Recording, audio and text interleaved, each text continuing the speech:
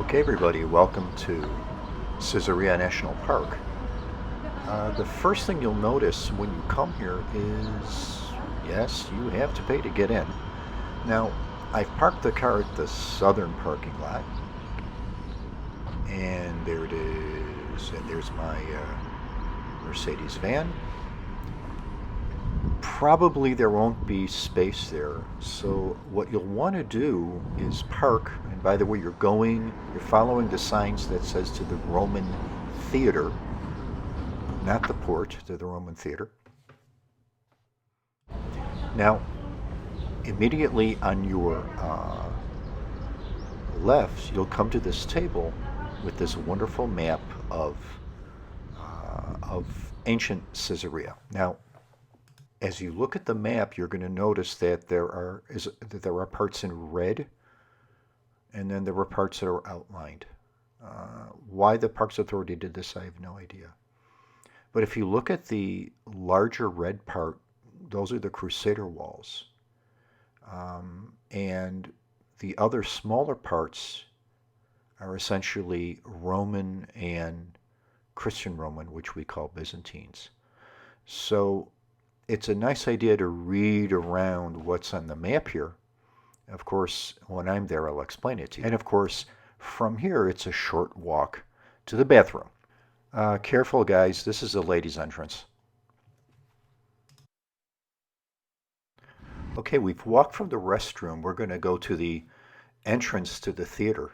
And I jokingly tell my tourists that Bigfoot has been discovered in Israel, but as you can see, that's not quite maybe what you're thinking about.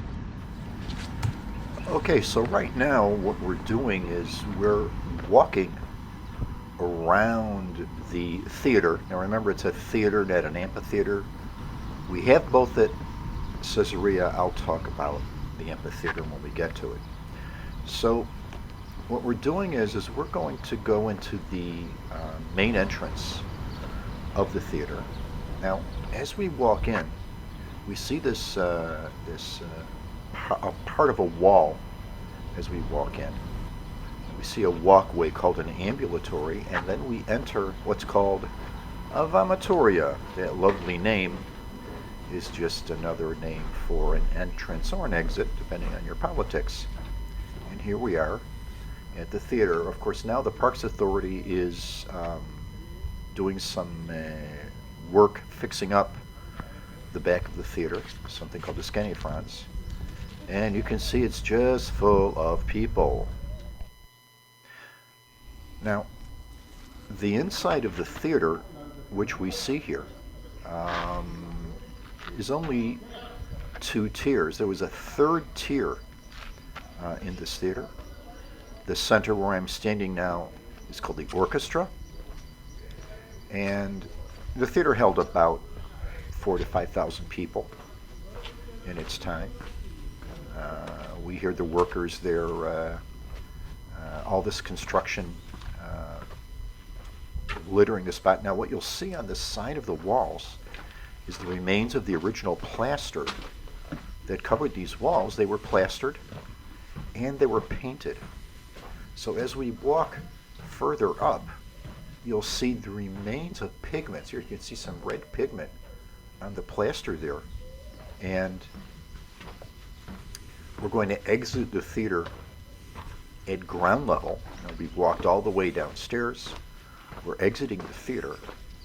And as we exit, unfortunately, they have this fencing here on the left, which covers something really interesting. This was a big area that was walled. There would be a wall in front of us here. And this was an area that was used by the hoi polloi here. There it is. And that's where they would have their pre-show cocktails. There's the theater. And let's take a quick walk. We're going to leave the theater area. Now, the wall we're walking through wasn't there at Herod's time. This wall was built by the Muslims about 700 years after Herod. And we're walking into an area It was, it's really crazy to see the site closed. I mean, it's open, but there's nobody here. There's just this is one of the guards here, just making sure that everybody has their mask on. And what we see here is the remains of Herod's palace. So let's walk down and take a look at Herod's palace. And a quick walk down, and here we are inside Herod's palace. Now, where we're walking was a hallway. There was a garden in the middle, and of course, when you get here, this stone is very important. The stone was found where we just came from, in back of the theater, and it says that the building here, you can see, the prefect of Judea, Pontius Pilate, erected this building dedicated to Tiberius. So we're walking further on. We see now what's interesting is the Parks Authority planted a garden in an area where there was a garden. Now, this is Herod's palace. We're talking about Herod the Great. And he probably built this palace between 20 and 10 BC. We see the electrical generating plant of Hadera south of us. By the way, we're walking due west, and that, ladies and gentlemen, is the Mediterranean Sea. A well. So the groundwater here was very high, and it was fresh water, so close to the sea. So what you see here is it's called the swimming pool, but actually people didn't swim in it. It was filled with fish. It was more like an open aquarium. And we see these beautiful mosaics that were more than 2,000 years old. Those mosaics were laid by Herod the Great himself. And as always, there's a fisherman out there. I've yet to come here and not see a fisherman. Let's move on.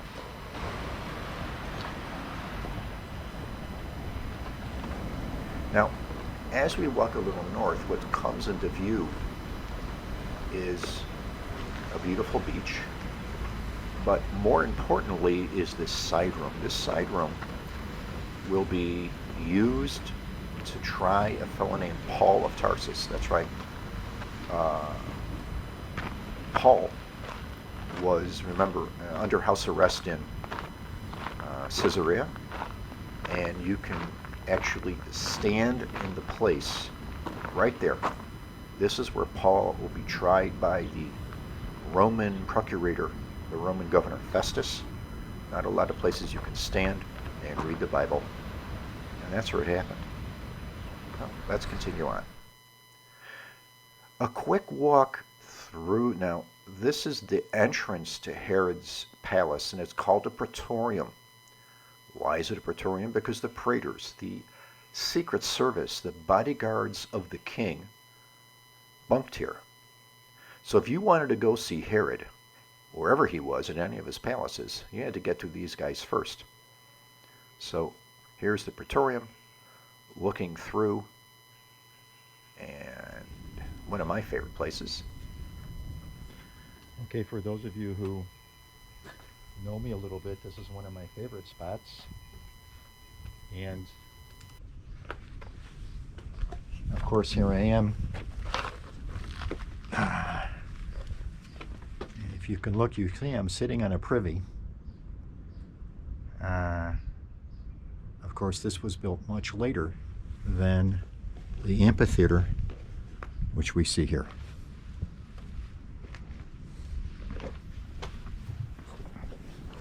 Okay, so as we enter the amphitheater slash racecourse here, you can see that it's pretty big. It's about almost 200 yards to the other side.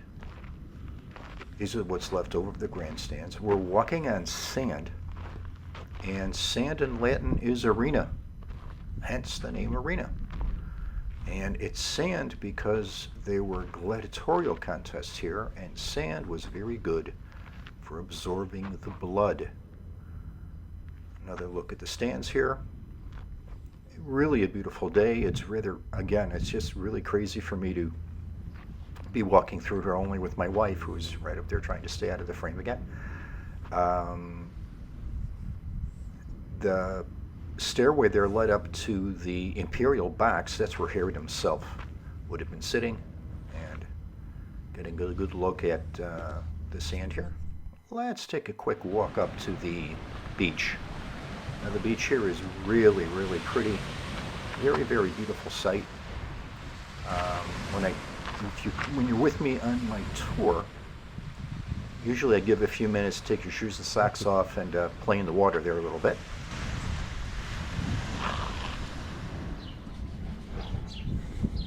Now, this is the second entrance into Caesarea.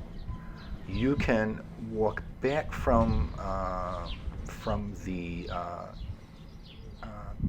racetrack and then drive here, park your car right outside, walk across this Crusader moat. Those are Crusader walls built by King Louis IX of France, Saint Louis.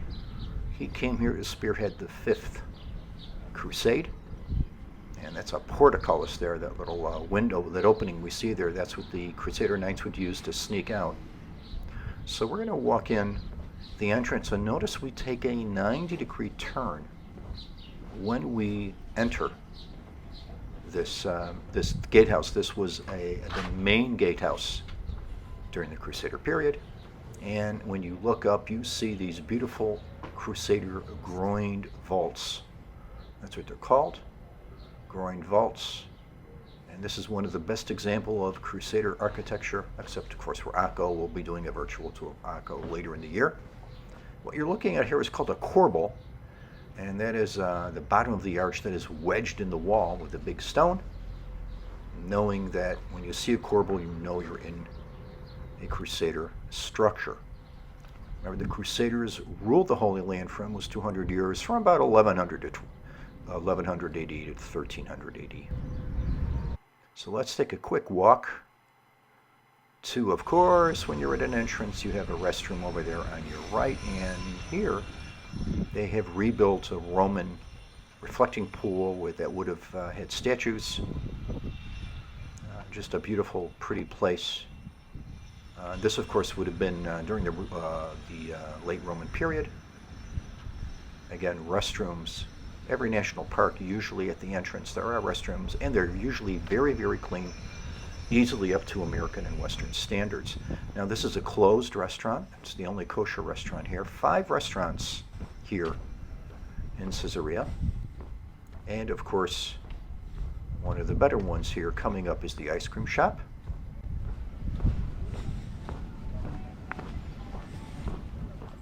Okay, so as we go to our left, there's this very, very, very nice ice cream shop owned by these two guys. It's a Jewish fella who lives in Orekiba, right across the road, and an Arab fellow who lives in an Arab village just north of Caesarea. And they have this fantastic, fantastic ice cream shop. Really wonderful. And, of course, for the guide and for you, if you behave yourself, some great coffee. Thank you. Okay, so we're moving on. We're moving on past the restaurants here and the restrooms. And there's somebody else filming. That's the head guide of the National Parks Authority. And he's doing what I'm doing. He's making a virtual tour to show on their Israeli website here. And I'm not going to bother them. He's standing where I want to stand to get a good view of the harbor. We'll come back here in just a few minutes. So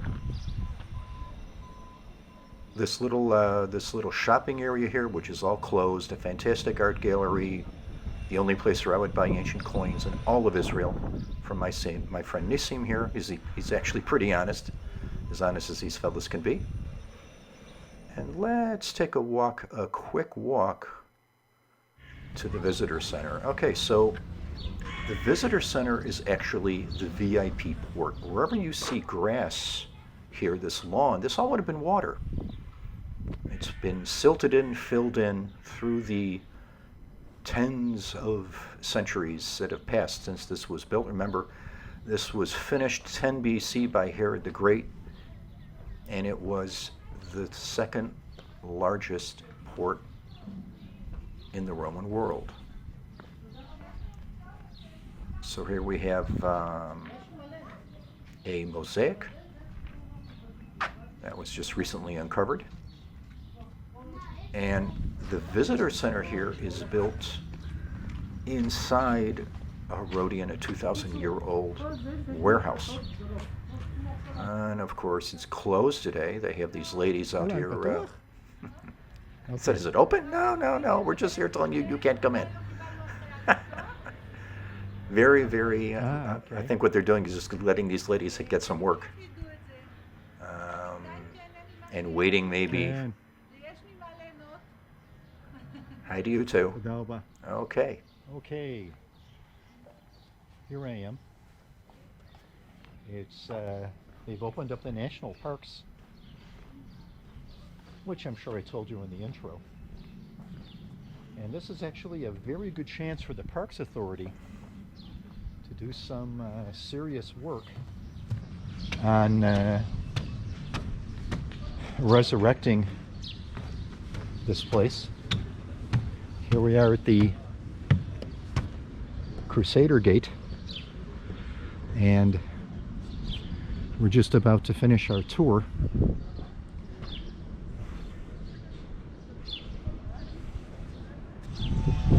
Okay, so we dissolve into the spot where they were filming before.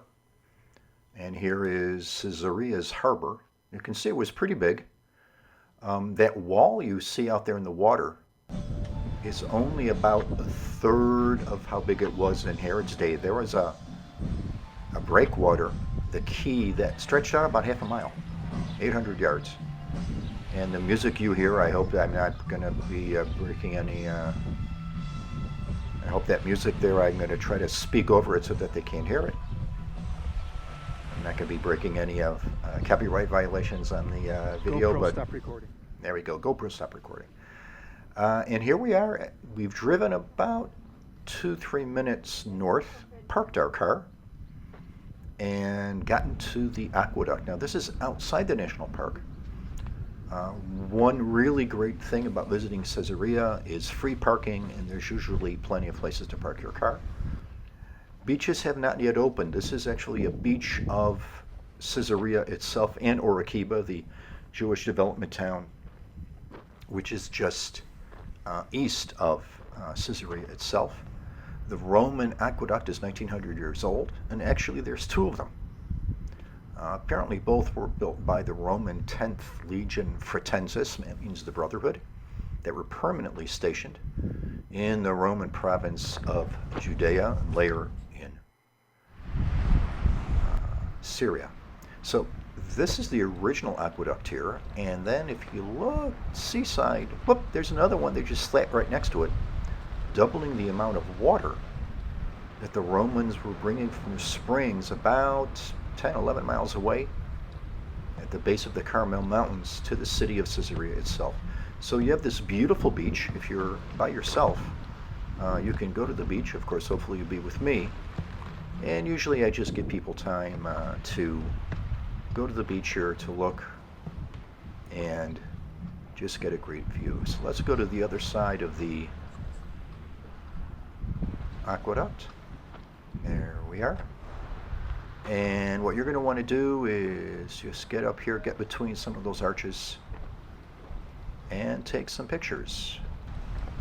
So one last view of this fantastic, fantastic beach. This is a public beach, but when I shot this a couple days ago, the beach was not opened, and if you go in the water, they'll fine you. And it's a pretty stiff fine. It's about $180 fine. So people are not going in the water.